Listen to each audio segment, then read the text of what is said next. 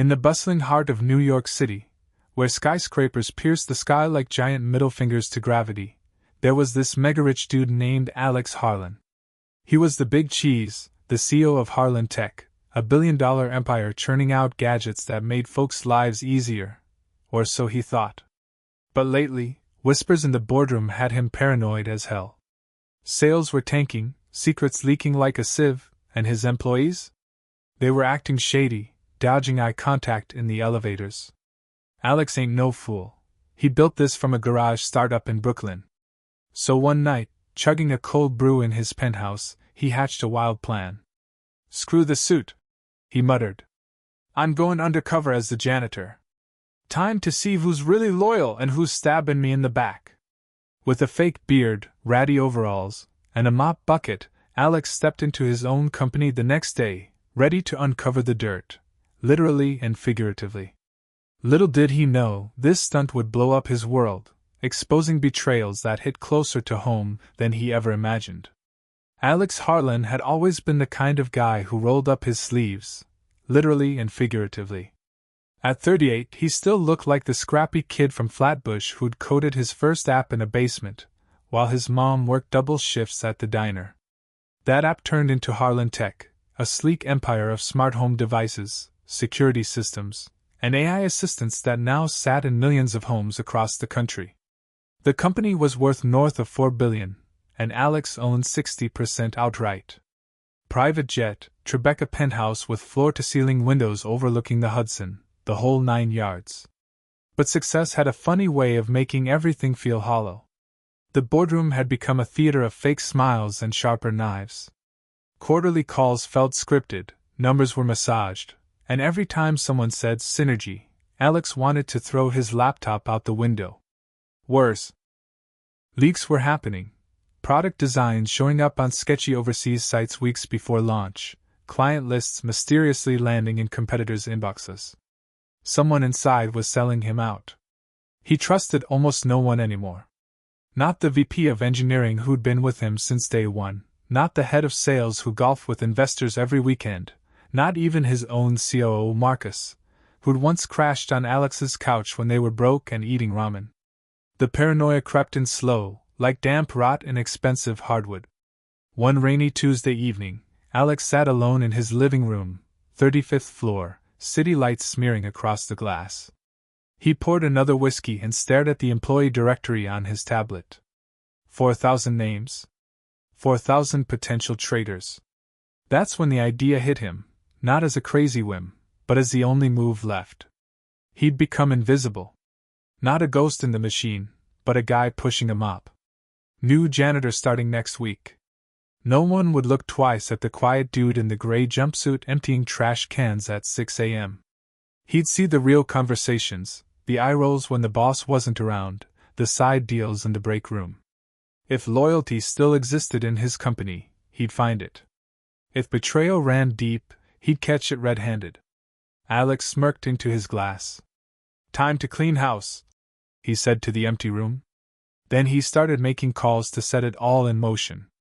The next morning, Alex Harlan woke up to the smell of fresh coffee and the soft clatter of dishes in the kitchen. His wife, Elena, was already up, humming some old jazz tune while she sliced avocados for breakfast. She was still in her silk robe, hair in a messy bun, looking every bit the woman who'd stuck with him through ramen nights and investor rejections. They'd been married 12 years, no kids yet, by choice, and the routine felt like armor against the chaos outside. "Morning, stranger," she said without turning around. "You were tossing like a fish last night. Bad dreams or bad whiskey?" Alex slid onto a stool at the island, rubbing his eyes. "Both. Board's breathing down my neck again. Numbers look good on paper, but something's off." Elena set a plate in front of him, avocado toast, poached eggs, the works. "You always say that before a launch. Remember the Echo debacle? You were convinced the whole team was sabotaging you. Turned out to be a coding glitch." "Yeah, but this feels different." He took a bite, chewed slowly. "Feels personal." She leaned across the counter, eyes searching his. "You're not sleeping, you're barely eating, And you've been staring at that employee list like it's gonna confess. Maybe take a day. We could drive up to the cabin, unplug. Alex forced a smile. Can't. Too much on the plate. Elena sighed, the kind of sigh that carried years of patience. You built this company so we could have a life, Alex. Not so it could eat yours. He reached for her hand, squeezed it. I know. Just need to fix this first. Later that evening, the tension followed him home. Marcus, his COO and oldest friend, dropped by unannounced with a 6-pack of IPA and takeout Thai. They sprawled on the sectional, feet up on the coffee table, same way they had in the early days. Talk to me, man, Marcus said, cracking open a beer. You've been ghosting the group chat. Elena says you're turning into a zombie. Alex stared at the city lights. Leaks, Marcus. Designs hit the dark web last week. Client data too. Someone's feeding info to Apex Innovations. They're launching a knockoff next month, same features, half the price. Marcus whistled low. That's dirty. You think it's internal? Has to be. Too specific. Too fast. Marcus leaned forward. Who's on your short list? Alex hesitated. Half the C-suite. Maybe more. I don't even trust the cleaning crew anymore. Marcus laughed, but it didn't reach his eyes. You're paranoid, bro. We've been through worse. Remember when the server farm almost burned down? We slept on the floor for 3 days straight. Yeah, Alex said quietly. And we trusted each other then. The silence stretched. Marcus finished his beer, set the bottle down carefully. You want me to run interference? Shake some trees? Alex studied his friend's face. Same crooked grin, same scar above the eyebrow from that bar fight in college. Nah. I got a plan. Just keep your eyes open, yeah? Marcus nodded, clapped him on the shoulder. Always do. After Marcus left, Elena found Alex in the home office, door half closed, scrolling through security footage from the last month. She didn't say anything at first, just stood in the doorway, arms crossed. You're really doing this, aren't you? She asked finally. Doing what? Whatever insane thing you're cooking up. I can see it in your face. You're about to go full vigilante. Alex closed the laptop. I'm going undercover. Janitor. Starting Monday. Elena's laugh was short, sharp. You're joking. I'm not. She stepped inside, voice dropping. Alex, that's not a plan. That's a breakdown. You're the CEO. You have investigators, HR, lawyers. And they've found nothing. He cut in. I need to see it myself. The way people act when they think no one important is watching. Elena's eyes filled, but she blinked it back. And what if you don't like what you see? What if it's someone you love? Someone we both love? Alex didn't answer right away. He thought of Marcus's easy laugh, the late-night strategy sessions, the way they'd once promised each other they'd never sell out. Then I'll know, he said softly. And I'll deal with it. Elena turned away, shoulders tight. Just promise me one thing. Anything. Don't lose yourself down there. Don't become the guy who trusts no one, not even me. Alex stood across the room, wrapped his arms around her from behind. Never, he whispered into her hair. But even as he said it, the doubt was already taking root, small, quiet, and growing faster than he wanted to admit. Monday morning arrived cold and gray. Alex Harlan slipped into the service entrance of Harlan Tech's headquarters at 5:45 a.m., dressed in a faded gray jumpsuit with maintenance stitched crookedly over the chest pocket. The fake beard itched, the name tag read, Tony Ruiz, and the mop bucket rattled behind him like an old friend. No one gave him a second glance. Perfect. He started on the executive floor, vacuuming hallways, emptying shred bins, wiping down glass conference tables still warm from late-night strategy sessions. The place smelled of stale coffee and expensive cologne. By 7:30, the first wave of employees trickled in, headphones on, eyes down, clutching phones like lifelines. Alex kept his head low, but his ears were wide open. In the break room near engineering, two mid-level devs, guys he'd personally hired 3 years ago, leaned against the counter, talking in low voices while the Keurig hissed. Apex is offering double equity if we jump before Q3, one said, stirring sugar into his mug. They already have our prototype specs. Said the rest is just paperwork. The other laughed quietly. Harlan's so busy playing visionary, he won't notice till the stock tanks. We're doing him a favor, keeping his baby from dying slow. Alex froze mid-swipe of the counter. His hand tightened on the rag until his knuckles went white. These were the same guys who'd high-fived him after the last successful launch, who'd stayed till 3 a.m. debugging with him. He forced himself to keep moving, emptying the trash like nothing happened. Later, on the sales floor, he overheard a senior account manager on a call in a quiet corner. Yeah, I sent the client list last night. Tell your guy at Apex to wire the bonus by Friday. And make sure my name stays out of it. Alex's stomach twisted. He pushed the cart past, pretending to adjust a flickering light. The manager didn't even look up. By noon he'd collected fragments, snippets of conversations, a USB drive left carelessly in a conference room with Apex Confidential scribbled on it in Sharp, a text preview on someone's unlocked phone screen. Payment cleared. Next batch tomorrow. The pieces were falling into place, and none of them pointed to strangers.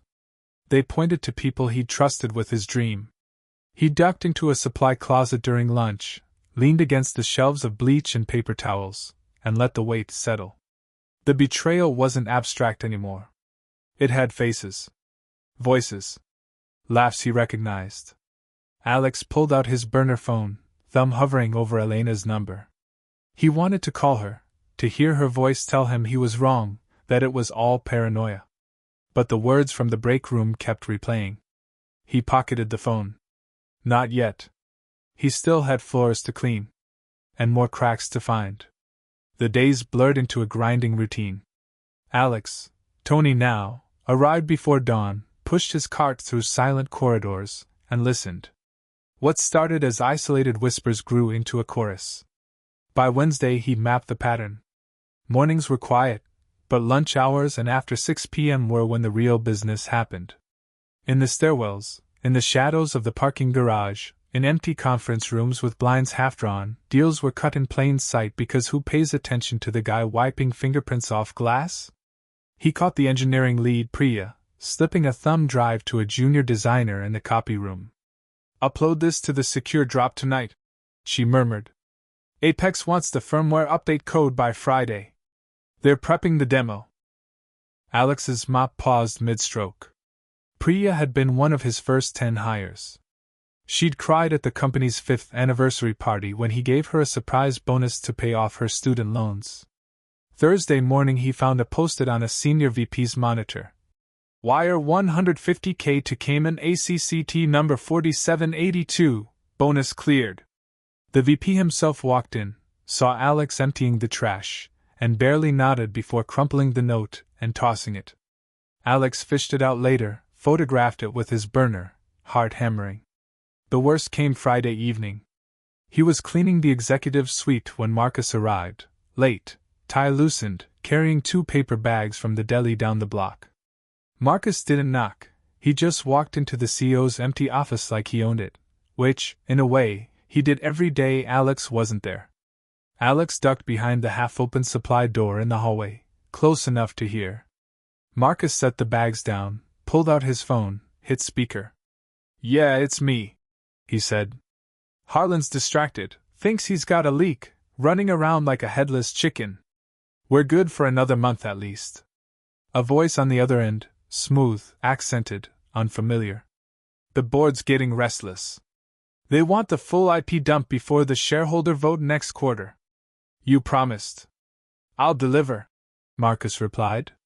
Just keep the payments coming. And tell your guys to cool it on the dark web drops. Too sloppy. Harlan's paranoid, but he's not stupid. Silence. Then, we need something bigger. Proof he's losing control. Something that tanks morale. Marcus chuckled, The same easy laugh Alex had heard 1,000 times over beers. Already on it. I've got half the team whispering about layoffs.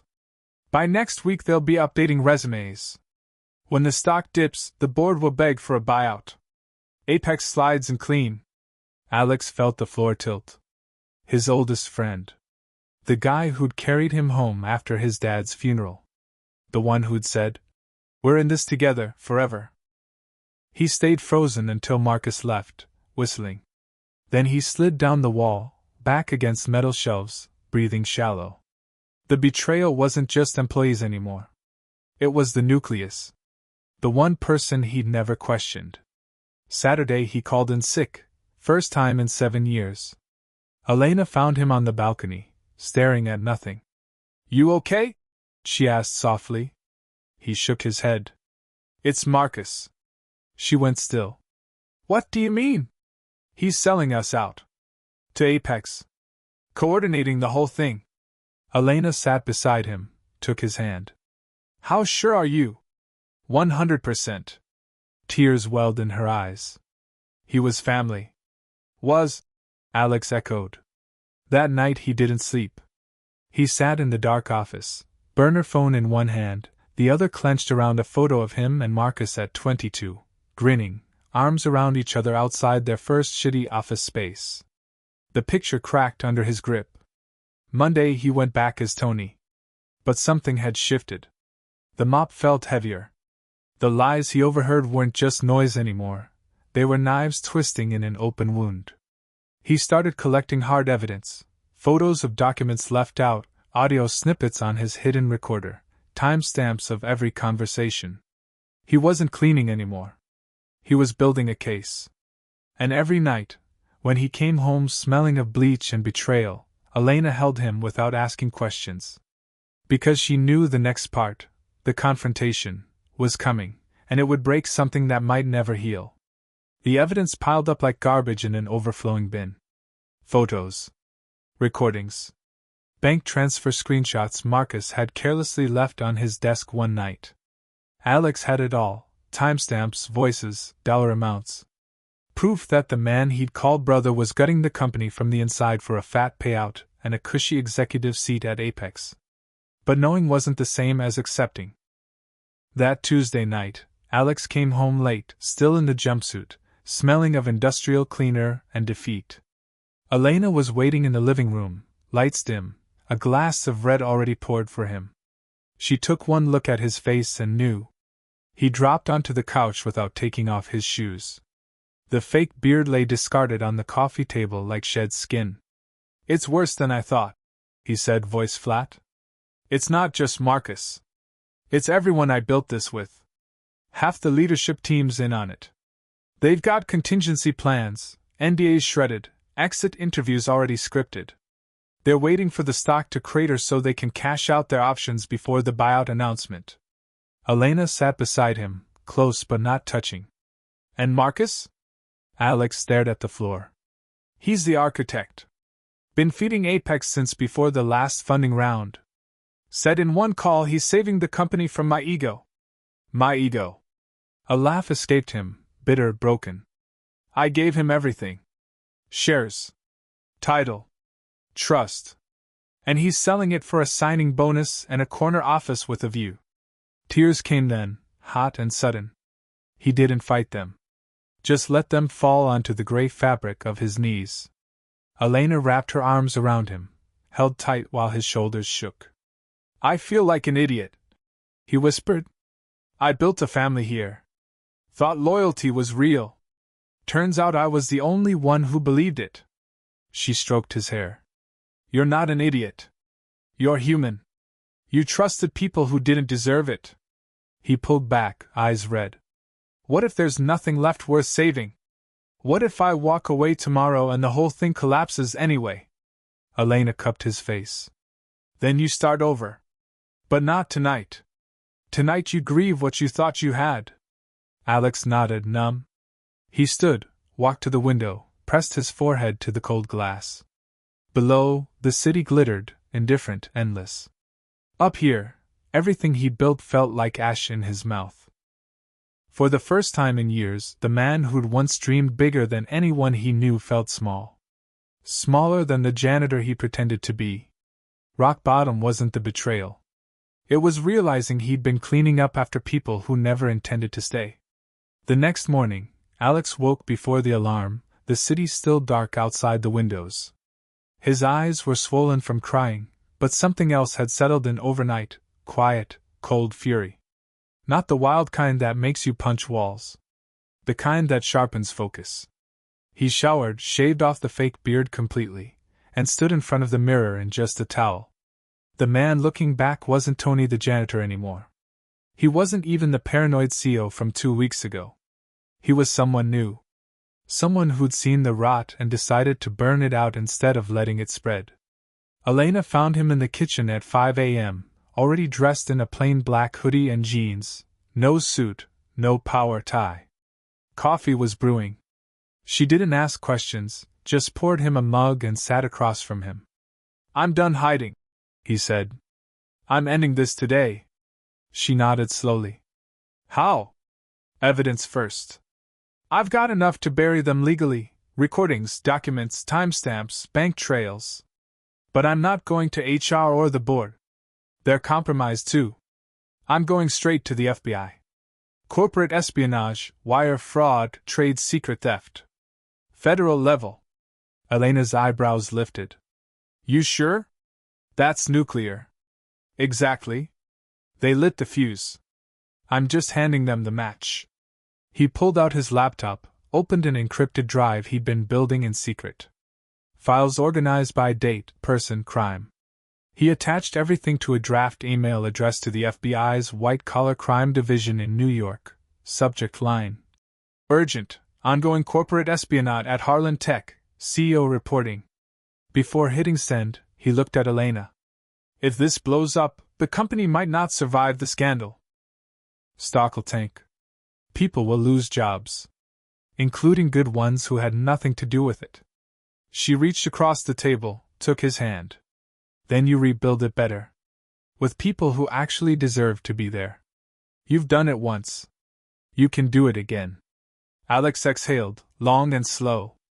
For the first time in weeks, the weight on his chest eased, just a fraction. He hit send. Then he stood, grabbed his keys. "I'm going in today. Not as Tony. As me.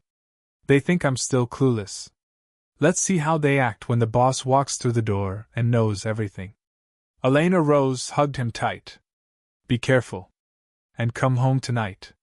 "I will," he promised. "And when I do, we start planning the real comeback." As the elevator descended to the lobby, Alex felt the first spark of something he hadn't felt in a long time. Hope. Not blind optimism.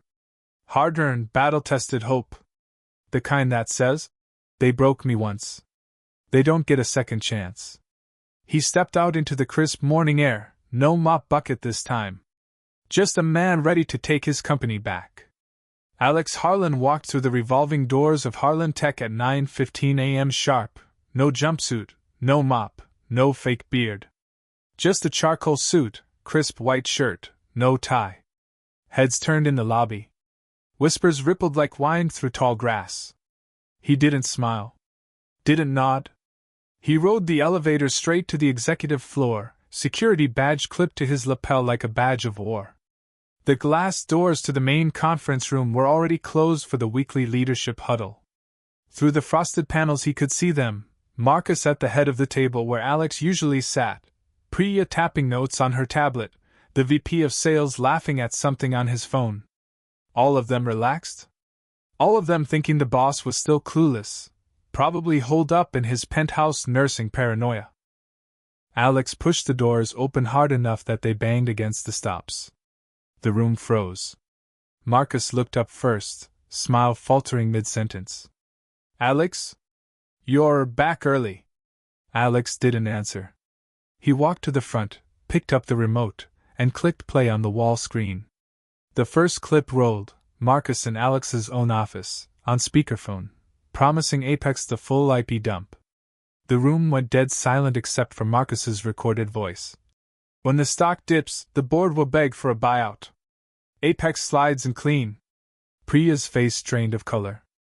The VP dropped his phone like it burned. Alex let the clip run. Then another, Priya handing off the thumb drive. Another, the account manager bragging about the client list sale. Snippets, timestamps, dollar figures, all laid out like autopsy photos. He clicked pause on the last one, Marcus laughing about. Saving the company from my ego. Alex turned to face them. His voice was low, steady, lethal. I spent 3 weeks pushing a mop in my own building. Watching. Listening. You didn't see me because you never looked down. You never thought the janitor might be the one person who still gave a damn about this place. Marcus stood slowly, hands raised like he could calm a storm. Alex, listen, this is business. We were protecting. Protecting? Alex's laugh was ice. You sold my dream for a bonus and a better parking spot. You sold out the people who believed in us. The coders who worked weekends. The support team who answered tickets at 2 a.m. You sold them. Priya whispered. We didn't mean. You meant every word. Alex cut in. And now the FBI has every file. Every recording. Every transfer. They're downstairs in the lobby with warrants. You've got about 90 seconds before they come up here and cuff you in front of the people you betrayed. Marcus's face twisted, shock then rage. You'd burn it all down. The company? Your legacy? Alex stepped closer, voice dropping to a near whisper. I'd burn it to the ground before I let snakes like you keep running it. This isn't the end of Harlan Tech. It's the end of you. The doors burst open. Federal agents and Navy windbreakers flooded in, badges out. Marcus Hale, Priya Kapoor, you're under arrest for conspiracy to commit trade secret theft and wire fraud. Chaos erupted, chairs scraping, shouts, one VP bolting for the exit only to be tackled in the hallway. Marcus stared at Alex the whole time, eyes wide with something close to betrayal of his own. As they led him out in cuffs, Marcus spat over his shoulder. You think you win this? You'll be left with nothing. Alex watched them go, the room emptying until only he remained. He looked around at the overturned chairs, the frozen screen still showing Marcus's frozen smirk. Then he straightened his jacket, walked to the window, and looked out over the city that never slept.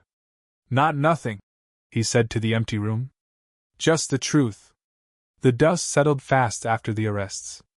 Federal agents cleared out the executive floor by noon, carting away servers, hard drives, and stunned faces in handcuffs. Marcus went quietly at first, then started screaming about lawyers and lawsuits as they led him to the elevator. Alex watched from the hallway, arms crossed, feeling nothing but empty space where loyalty used to live. The board called an emergency meeting that afternoon. They were terrified, stock already down 12% in pre-market, but Alex walked in calm. He laid out the facts, the evidence, the arrests, the FBI's ongoing investigation. Then he made his ask, full authority to rebuild from scratch. No more golden parachutes. No more old boys club. They voted yes in under 10 minutes. Over the next weeks, Alex fired or accepted resignations from everyone implicated. He promoted from within, engineers who'd stayed late without asking for credit. Support reps who never leaked a word. He slashed executive bonuses, redirected the money to employee stock grants and mental health days. The company shrank, but the culture shifted. People started smiling in the hallways again. 6 months later, Harlan Tech launched a new line, secure, privacy-first devices marketed as built by people who actually care. Sales climbed. The stock recovered, then climbed higher. Alex kept the janitor jumpsuit in his office closet as a reminder. One evening he came home to Elena cooking dinner, the penthouse warm with light. She kissed him, handed him a beer. You did it, she said. He clinked his bottle to hers. We did it. And next time, I'm hiring better friends. She laughed. Or just trust the ones who mop the floors with you. Alex looked out at the city, no longer afraid of what hid in the shadows. The empire wasn't perfect, but it was clean. And that was enough. Alex Harlan stood on the balcony of his Tribeca penthouse one crisp fall evening, the city humming below like it always had. The lights hadn't changed, but he had. 6 months after the arrests, Harlan Tech was smaller, leaner, stronger. The people who stayed weren't chasing stock options or corner offices. They were building something real again. The janitor's jumpsuit still hung in his office closet, a quiet trophy next to the framed photo of the original team, him and Marcus, young and unbreakable. He didn't look at it with anger anymore. Just a reminder that trust isn't blind. It's earned, every single day. He thought about the employees he'd never really known before, the night shift coders, the cafeteria staff, the facilities team who kept the building breathing. They'd seen him at his lowest, pushing a mop, and never once treated him differently. They were the ones who deserved the company he was rebuilding. Success isn't the penthouse or the private jet. It's the people who choose to show up, even when no one's watching. It's choosing integrity over shortcuts, loyalty over convenience. Look around your own world. Who's really in your corner? Who's just waiting for the right offer? And more importantly, who are you when no one important is looking? Because the janitor always sees. The question is, do you? Clean your own house before someone else does it for you. Start today.